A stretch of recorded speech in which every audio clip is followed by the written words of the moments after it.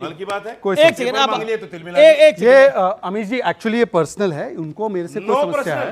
Last debate में भी उन्होंने मुझे बोला आपको जाना है, जाइए। मैं हूं यासर मलिक।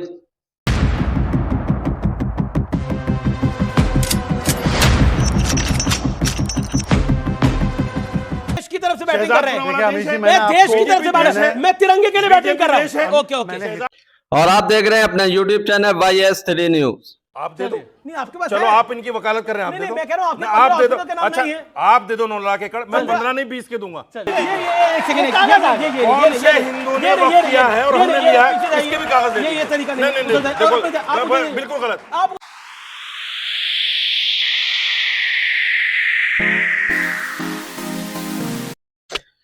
वक्फ बोर्ड बिल पर हो रही डिबेट में मौलाना रशीद ने ऐसा बोला कि डिबेट छोड़कर भागे बीजेपी के प्रवक्ता शहजाद पूनावाला।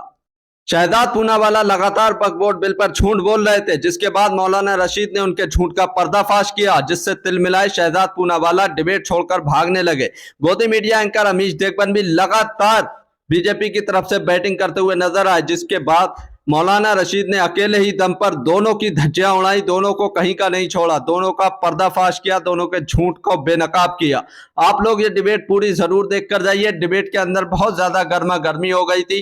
वक्फ बोर्ड बिल को लेकर बहुत ज्यादा बहस चल रही है। गोदी मीडिया एंकर लगातार डिबेटें कर रहे हैं, लेकिन अकेले एक मौलाना ने सबकी बैंड बजा कर रख दी। भाई साहब ये 250 बीघे जमीन है, 250 बीघा, और ये केंद्र सरकार के पास है। ठीक है। अगर इनकी नीयत साफ है, हमें वापस कर दो। ठीक है, ओके। शहजाद पूनावाला या किराया दे दो इसका। ठीक है, ओके। इसका कम से कम किराया दे दो। इन्हीं से किराया वसूलिया शहजाद पूनावाला से। सरकार में ये लोग हैं, 9 लाख प्रॉपर्टी इन्हीं से किराया वसूली। शहजाद पूनावाला किराया अभी देंगे या शो के बाद? हाँ देखिए, ऐसा है कि पहले तो मैंने बोला था 9 लाख प्रॉपर्टी नहीं, मैंने बोला 9 लाख एकड़। उन्होंने प्रॉपर्टी, वो सही बोल रहे, 3 लाख एक प्रॉपर्टी से 9 लाख प्रॉपर्टी भी हुई है, पर मैंने 9 लाख एकड़ बोला, मतलब साइज भी जो है वो बड़ी है, उसका हिसाब ये है। जी नहीं, प्लीज सर, बिल्कुल अब मैंने आपके बीच में नहीं बोला। मौलाना साहब मैंने पूरा आपको 9 सम्मान लाख दिया। एकड़ हुआ ही नहीं। अरे आप भाई मुझे फहरिस्त दे दो, भाई, पर ये कागज कम से दे दो कम उसका। देखिए, अभी आपने 80 में बोला, अब मेरी बारी है तो मुझे बोलने नहीं दिया जा रहा। और मैं आपको बताऊं क्यों नहीं बोलने दिया जा रहा, मैं आपको बताऊं क्यों नहीं बोलने दिया जा रहा, मैं आपको बताता हूं क्यों नहीं बोलने दिया जा रहा है, क्योंकि मैं आपको बताता हूं, मैं आपको बताता हूं क्यों नहीं बोलने दिया जा रहा है। मैं आपको, हाँ सबका 9 लाख एकड़ का कागज, मैं जवाब देने को तैयार, ठीक है, ठीक है, जवाब देने को तैयार, जवाब देने को तैयार। हाँ ठीक है, कागज चाहिए ना? जैसे पेपर दिया है ऐसे चाहिए। अभी बोले सुनिए। अब सुन, अब आप पेपर लेके आए, आप शांत, आप पेपर लेके आए। आपको क्या चाहिए? पेपर लेके, आपको कागज चाहिए, कागज चाहिए ना? 9 लाख एकड़। इन्होंने क्या बोला, इन्हें क्या चाहिए? कागज चाहिए। चलिए। देखिए इंटरेस्टिंग ये है कि जब अपनी बारी होगी तो कागज नहीं दिखाएंगे, अब इन्हें कागज चाहिए। ओके ओके, देखिए, ओके बोलिए।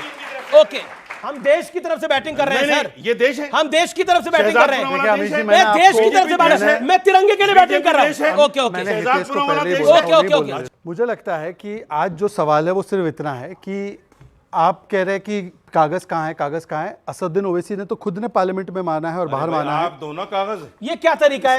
या तो क्या मतलब है इसमें? मैंने ये अनफेयर है सर। अब आप बीच में बोल रहे कौन सी बात है? मैं नहीं कर मैं पाऊंगा। मैंने हितेश को पहले ही बोला था कि मैं इस प्रकार की डिबेट नहीं हैं। मुझे डिबेट रोकनी पड़ जाएगी अगर ऐसे होगा। माफी चाहता हूँ, हितेश से मेरे पहली कमिटमेंट हुई थी। उन्होंने मुझे समझाया था, बताया था कि नहीं करेंगे। जब मैंने बोला है तो मैंने पेपर दिखाया। आपने बोला, मैंने तो पूरा सम्मान भी दिया। पेपर देने में क्या दिक्कत? कोई समस्या नहीं, मौलाना साहब आप डिबेट कीजिए। आप रुकेंगे ना फिर अपनी चर्चा के लिए? बोलिए। की बात है। एक सेकंड, आप ये अमीश जी एक्चुअली ये पर्सनल है, उनको मेरे से कोई समस्या है।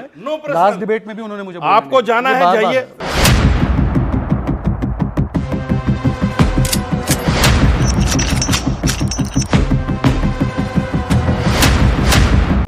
सर मेरा क्वेश्चन ये है, जैसे कि हमारा ये इंडिया सेकुलर है, ठीक है, अभी आपने उनसे बोला कि हमें कागज़ दिखाइए, तो जैसे बाकी सब सभी धर्म के जो ज़मीन है उन पर सरकार का नियंत्रण है, तो इस पर क्यों नहीं होना चाहिए? आप लोग इसमें डर क्यों रहे? अगर आप सही हैं तो आप इसके सपोर्ट में खड़े हुए ना, आप इसके खिलाफ क्यों हैं?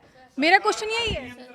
वक्फ बोर्ड सरकार के ही अधीन आता है, उसी की बॉडी बनती है, सरकार का ही चेयरमैन होता है, उसी के मेंबर्स होते हैं। हम तो मुसलमानों की बात सर, एक सेकंड, मुसलमानों की बात करनी है ना तो मुस्लिम महिलाओं की बात करते हैं सर। वक्फ बोर्ड में एक भी महिलाएं क्यों नहीं है सर? बिल में महिलाएं स्टेट से 2 महिलाएं और सेंटर में 2 उन्हें अधिकार महिलाएं। है बोलने का, ये बोले कि नहीं बोले?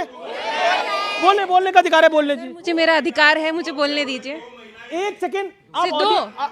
सर क्या ये जैसे 7 मेंबरों में 2 महिला मेंबर हैं। जैसे शहजाद इससे ज्यादा पूनावाला कितना लाओगे पूरा आप देश मुसलमानों रिप्रेजेंट नहीं करते, वैसे क्या 2 महिलाएं सिर्फ मुसलमान औरतों को करती है रिप्रेजेंट? दूसरे ओके।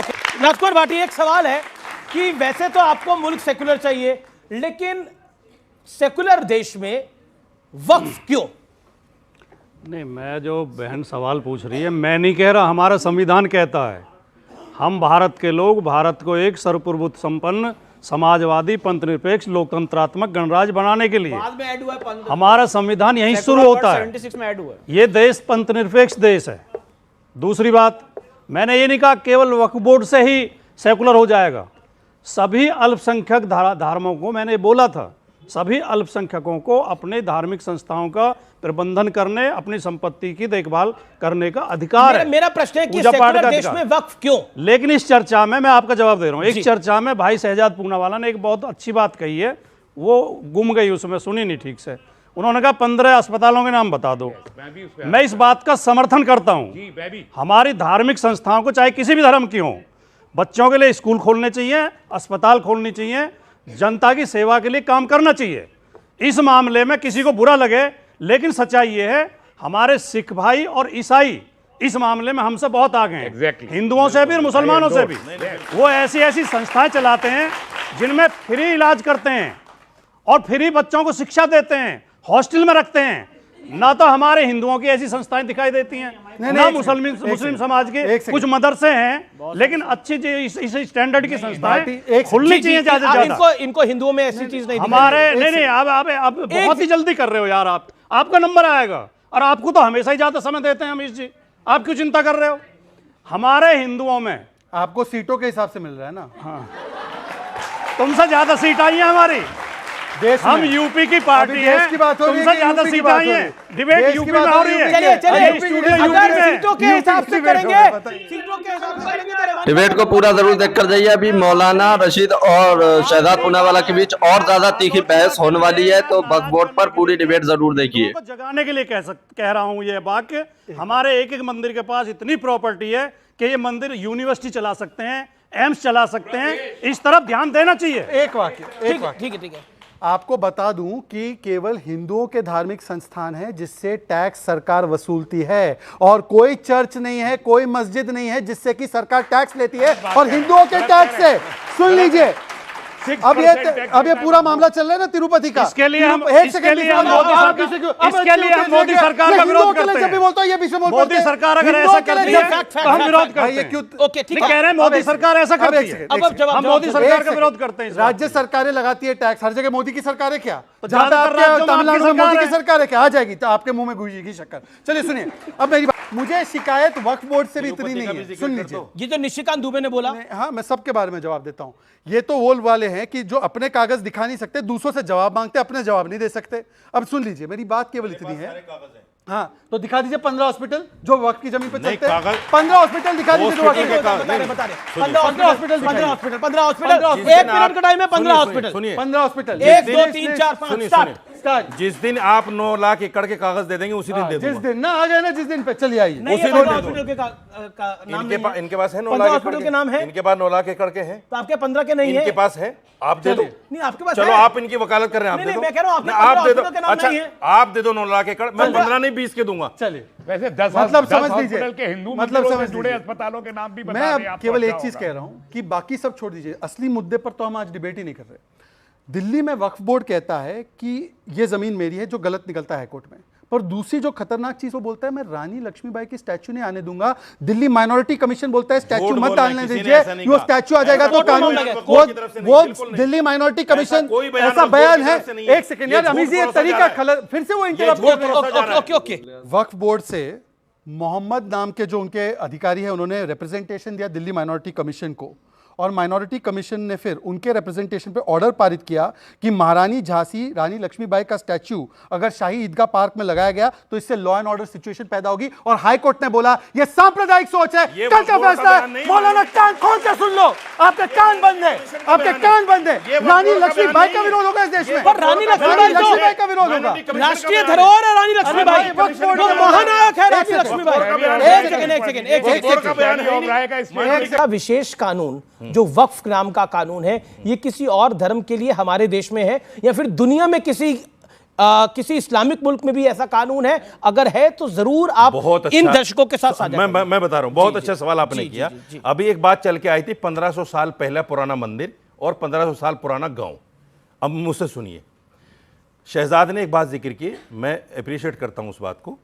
मोहम्मद सल्लल्लाहु अलैहि वसल्लम जो है वो 1400 साल पहले आए करीब, और ये वक्फ का जो मामला है ये उसके बाद शुरू हुआ, उसके पहले नहीं था।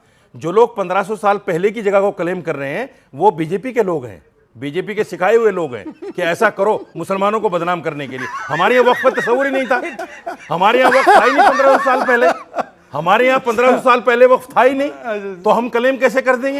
ये तो इन्हीं के लोग हैं। अब मुझे जवाब, अब वो कह रहे मस्जिदों से आवाज हुआ। अब आपको बकायदा 3 मिनट पहले बोलने के लिए, ओके, अब आपका 1 मिनट है। अब बीजेपी के मुसलमान जवाब दें। हाँ, नहीं, बीजेपी के तो भारतीय है, आपके केवल मुसलमान ही बच गए। सुनिए, ऐसा है कि इन्होंने बोला कि ये 1500 साल पुराना वाला जो किस्सा है, 1500 साल पुराना वाला जो किस्सा है, ये तो भाजपा के लोगों ने करवाया। तो बताइए उसके लिए लड़ झगड़ क्यों रहे हैं? वहां पर तो तुरंत डीएमके की सरकार है, हमारी सरकार भी नहीं है। उनको तुरंत डिक्लेयर कर देना चाहिए कि वो गांव हिंदुओं की है, पर वहां पर वो वक्फ का क्लेम उसको जायज ठहराने के लिए लगातार प्रयास कर रहे हैं। तो बोलिए डीएमके की सरकार क्यों नहीं करती है? कांग्रेस डीएमके की सरकार है, डीएमके की सरकार में आपके शो में कह रहा हूं, समय पर डीएमके सरकार गलत कर रही है। मौलाना कभी अरे भाई अपने समय पर कभी तो बोलिए। वीडियो अच्छी लगी हो तो इसको लाइक करें। जिस तरीके से मौलाना रशीद ने बीजेपी प्रवक्ता की धज्जियां उड़ाई है वक्फ बोर्ड पर, आपको देखकर कैसा लगा? अपनी राय इस पर जरूर देकर जाइए। पुराने कानून में वक्फ मुसलमान के अलावा नॉन मुस्लिम भी कर सकता था और उसकी प्रॉपर्टी लेते थे। अब बताइए वो इस्लामिक था गैर इस्लामिक था? इस्लामिक था गैर इस्लामिक था? एक नया अब नॉन मुस्लिम भी वक्फ कर सकता है, बताइए ये तरीका कैसी बातें कर रहे हो आप?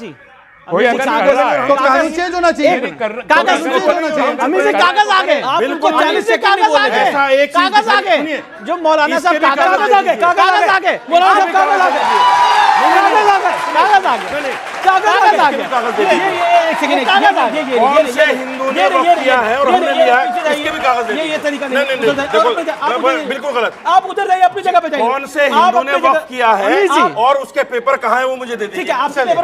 अच्छा, मेरे भाई से पूछा था कि भैया कागज दिखा दीजिए। तो दोस्तों, आप लोगों ने ये पूरी डिबेट देखी, आप लोगों ने देखा कि किस तरीके से बीजेपी के प्रवक्ता शहजाद पूनावाला ने बोला कि 1500 साल पुरानी जमीन को वक्फ क्लेम कर रहा है, जबकि जिसके बाद मौलाना रशीद ने सच्चाई बताई कि हुजूर सल्लल्लाहु अलैहि वसल्लम 14 साल पहले आए हैं, उससे पहले वक्फ था ही नहीं, उसके बाद वक्फ चालू हुआ है। तो 1500 साल पहले की जो प्रॉपर्टी है, मंदिर है या गांव है, उसको वक्फ क्लेम कर ही नहीं रहा है। ये सिर्फ बीजेपी की तरफ से चाल चली जा रही है मुसलमानों को बदनाम करने की, जिसके बाद बीजेपी के प्रवक्ता डिबेट छोड़कर भागने लगे। साथ ही समाजवादी पार्टी के प्रवक्ता राजकुमार भाटी ने बहुत शानदार बात कही कि स्कूल, कॉलेज और अस्पताल बनाने चाहिए हर संस्थान को, हर जगह पर, जिससे जनता का भला हो। आप लोगों को उनकी ये बातें सुनकर कैसा लगा? अपनी राय इस पर जरूर दीजिए। और जो गोदी मीडिया एंकर अमीश देखमन लगातार बीजेपी की तरफ से बोल रहे थे, उनकी तरफ से बैटिंग कर रहे थे, जिस पर मौलाना रशीद ने उन्हें टोका भी था। आप लोगों को ये देखकर कैसा लगा उस पर भी जरूर बताकर जाइए। अगर आप भी गोदी मीडिया का विरोध करते हैं तो हमारे चैनल YST न्यूज को अभी सब्सक्राइब करें। वीडियो अच्छी लगी हो तो इसको लाइक भी जरूर करके जाइए।